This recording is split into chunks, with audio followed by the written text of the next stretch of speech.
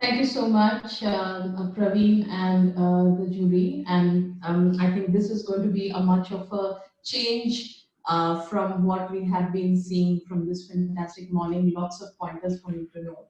I work as the regional HR head for APAC with Aspect Software. And today I'm going to speak about how I have gone through my journey in one of the organizations, which was my exact previous organization in 5 years, to be able to build a brand, and how I have taken that product and now I'm trying it in my current organization. This is what we're going to speak to today. What is a brand? What are the components?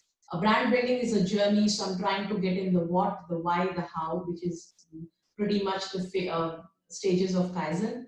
What was the outcome, the endorsement, and the last two pointers is basically going to speak about what I am doing currently and what all of us in this esteemed audience can possibly pick up and try. When I show you these pictures, these images, they all are brands, right?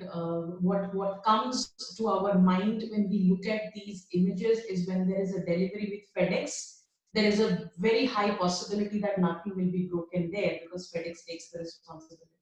When you see that half-eaten apple, I don't have to really speak, it speaks of innovation. So brands could be logos, could be taglines, could be images, and they are all about loyalty and trust. Brands also go ahead and communicate what is an identity, what that identity is perceived in the market, and they have their own story. The moment you look at this tick here, this correct symbol here, it is basically talking about a lot of perseverance, great sports material, winning, teamwork, and every possible thing that a leadership could think for. When I bring these pictures to you, even marriages are brands, women achievers are brands. Brands are also possibly emotions that we go through. Brands are also relationships. Brands are also achievers. So the first slide was images. These are living people. And definitely all of them have to have a reputation that they have to live, right? They just can't carry a reputation like any normal person. So when I'm going to speak through, I'm talking about my journey from 2016 till the December of 2019, where I implemented the people practice perception journey of brand building. I'm not sure how many of you know, but I did hear that we have Infosys BPM team here, so they might be knowing about Pegasystems. Just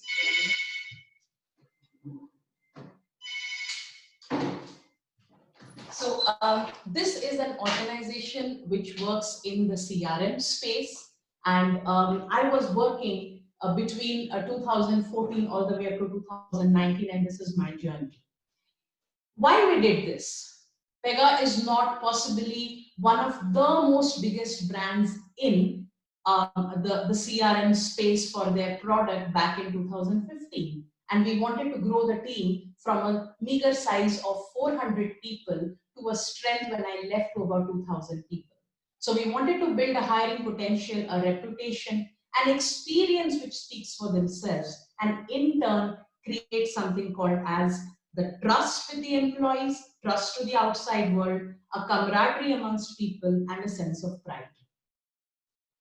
You know, it's always very difficult when you are not a profit-making business or a profit-making department in a business. So you're always forced to have a budget constraints and to do with what you have, so you don't have a stage to waste. When I came into the organization and I was given this project that how do we create a brand, nobody really knows us. So when we go to the market, people say, okay, what is Pega? What do they do? Who do they hire? So I started looking at this particular journey with my team of HR partners as where is the current state? What is the future that we want to achieve? And what could be things that we have to possibly drop, improve, change, or bring all together a new thing that we would want to do. Now, this is the entire encomposition of the life cycle touch points. Here I'm talking of a group of 400, 500 employees who are possibly working on great product and technology, but they're not able to kind of experience that, and hence that is not radiating. So all the touch points, the various colors touch point that you see, including a very important aspect, separation. How do we go about looking at each of these practice and trying to create these practices as current state, future state, what we can add, improve, change, or drop. So to look at the current state was very simple. We looked at all the principles, the policies, the practices, the standard operating procedures. But what was interesting was the future state, because we had never done that. And I'm talking of the year 2016. So we started to think, how do we benchmark? What is that you want to become? Of course, you can engage with consulting firms, and that's what we did. We did an industry study of our competitors and off-the-shelf organization. For a company with 400 people, I would definitely not want to compare them with an organization like Salesforce, which is also in the same uh, business. But I would definitely want to compare them in a setup which is pretty similar, so that I can then devise my action plan.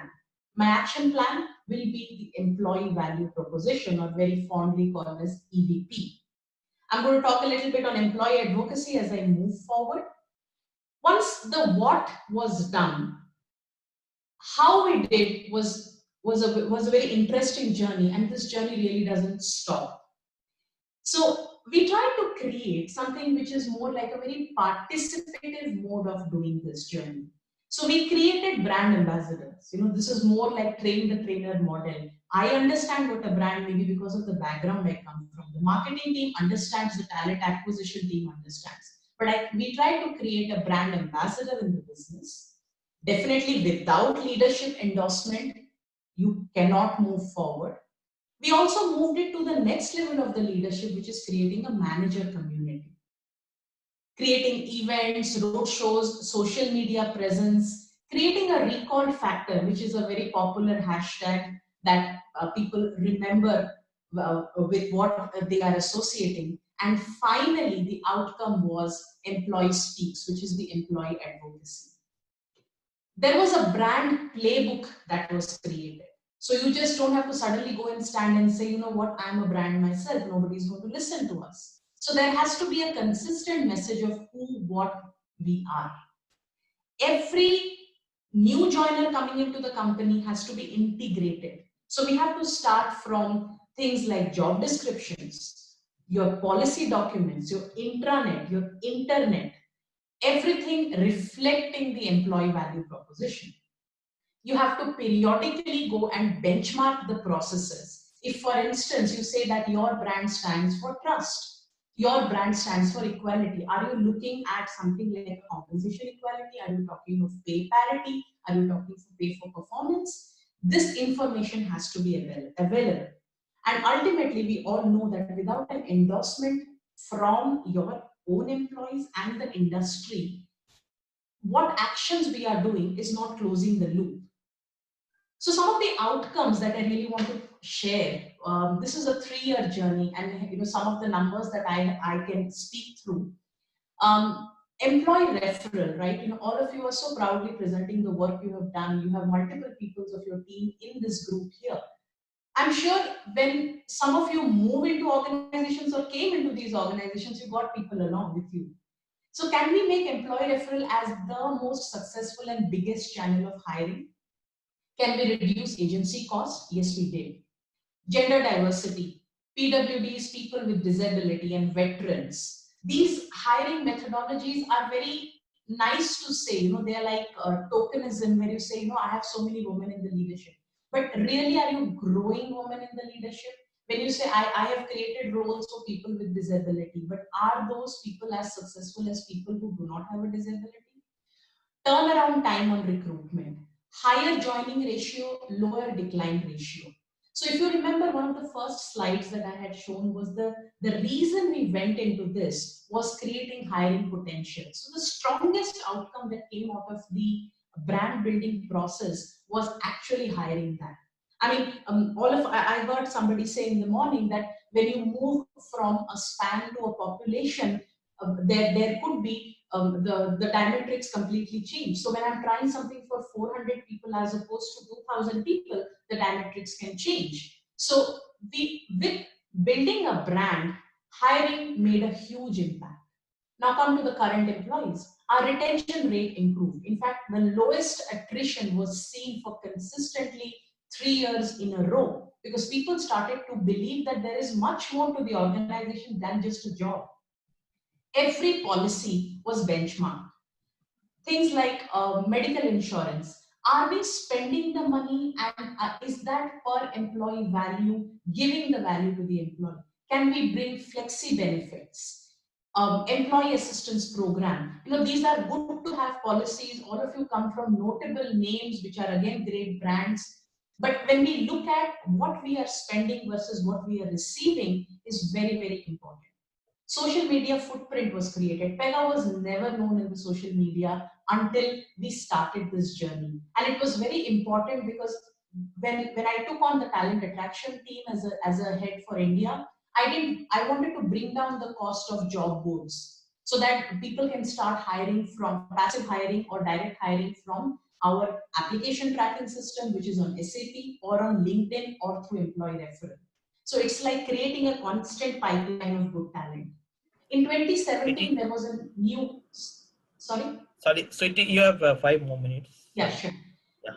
This helped us to create a lot of support for the new sales business. There was an e-Pragati launch for the Andhra Pradesh government in 2017, and we were able to create a huge brand progression for us that helped us get the projects.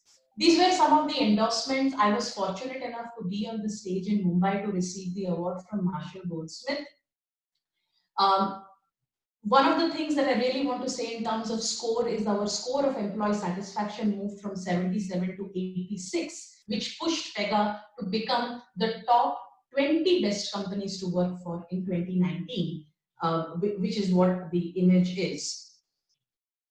So some of the inferences that we draw from here is brand is definitely built over a period of time. Storytelling is the way you go forward. Please tell stories about your achievements or improvements. Our employees are our biggest advocates. We cannot drive anything just by creating a brand outside. Every brand has a shelf life, so please rediscover it and keep creating experiences. This was past. I'm now trying to see how I can take it in my current organization. And as I speak, we have completed the define phase. We have tried because this company got acquired in 2019 by a private equity firm. So the mission and the vision and the values got communicated. Now we are in the brand audit stage of it, where we are trying to see internally and externally how is aspect as a brand that is getting perceived. This will take us anything between 4 to 6 weeks. Once we complete that, the drafting of the employee value proposition comes in place, which is the analyze phase of my project. Recruitment marketing and job descriptions. These are two things that why we always go into the market to create a brand. And Aspect has just started the transformation journey for the next 16 months. And these two improve phases will be one of my key takeaways. And of course, coming back would be the last stage, which is of employee advocacy of how to see we can control it. If we want to improve our brand, I would say that Kaizen kind of says the starting points are train your people. Train your people to understand what is an EVP, how unique and compelling it is. Make it personable. Get sponsorship from right from your CEO to your last employee in the value chain. Celebrate ideas, get ideas and remove barriers. So you have to be always open on flexing, changing, getting feedback. And at the end, employee advocacy is what it takes it to the next stage. COVID-19 put all brands to test. And these are my commandments that I am definitely going to take from here is communicate, communicate, and communicate. There is transparency even in saying that you're being laid off. So that's fine. Please deliver that with transparency. Leadership cannot be at a 3,000 feet high. They have to be putting people first and come to ground zero. And if you don't have right now a brand that you want to publish out, be silent. That's what my company did for some time. Reflect and revert. And we are now in the reflect phase of it. Last slide, and this is very, very important for all of us as professionals. The brand value of the companies that we work for will be based on these four parameters from now and future. People will give priority to stability of the organization, stability of the brand over their compensation and growth. So if you're in a brand building journey, bring the aspect of what the job is trying to give them a stability in their career. Communication will take over transparency. So people would want to understand that how can you measure the brand through transparency. Flexibility cannot be now told that work from home is a flexibility. Flexibility will be possibly COVID friendly benefits. So, how do we go ahead and analyze our brand so that we are able to give flexibility? And last but not the least, if you want to control and influence your brand in the positive way, there has to be a purpose associated with the brand, a purpose associated with the job. So people like to believe that they are contributing and are actually contributing to the bigger picture.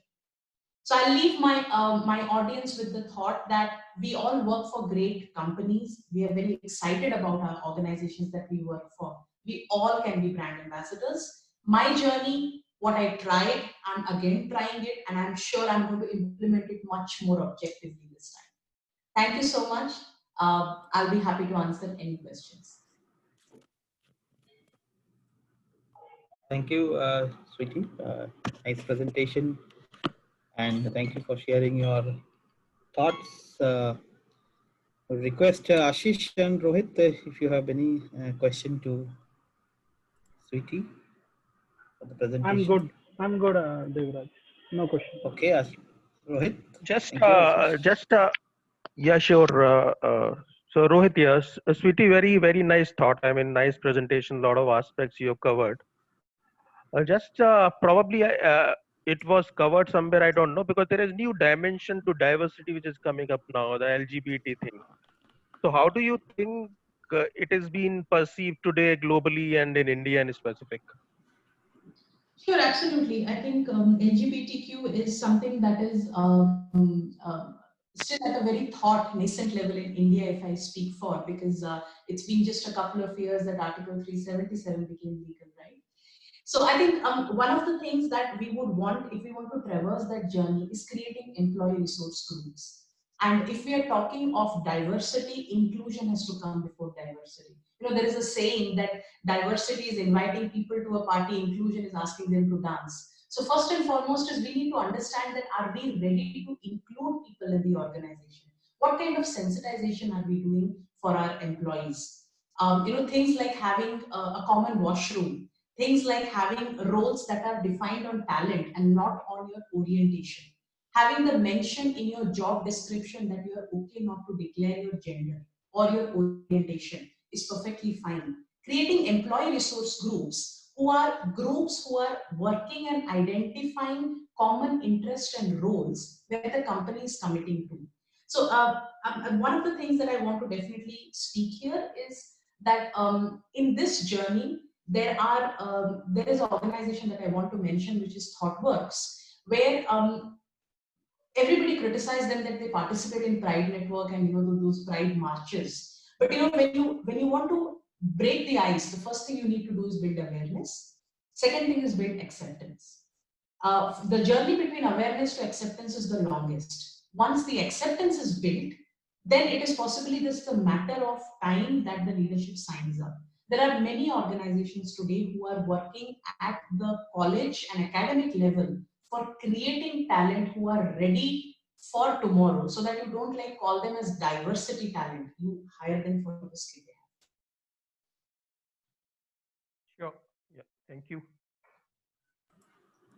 Thanks, Rohit. Sweety, maybe one question from my side is, have. how Sure. do you assess, the engagement of various stakeholders towards the brand?